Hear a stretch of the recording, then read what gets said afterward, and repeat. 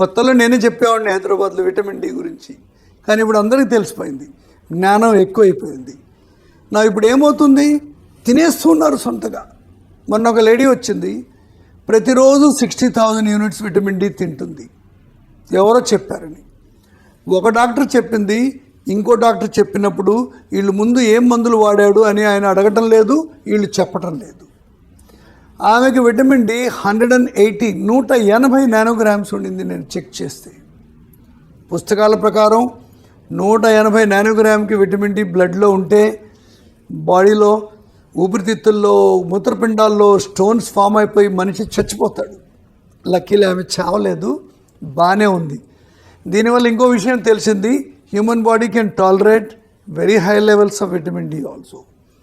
కాబట్టి మీరు సొంతగా ఏది తినొద్దు. రెండవది, డాక్టర్ కూడా విటమిన్ డి తినండి అని చెప్తే మీరు బ్లడ్ టెస్ట్ చేసిన తర్వాతే తినాలి. ఎందుకంటే మీ బ్లడ్లో ఎంత ఉందో విటమిన్ డి తెలియకుండా దానికి డోస్ ఫిక్స్ చేయకూడదు.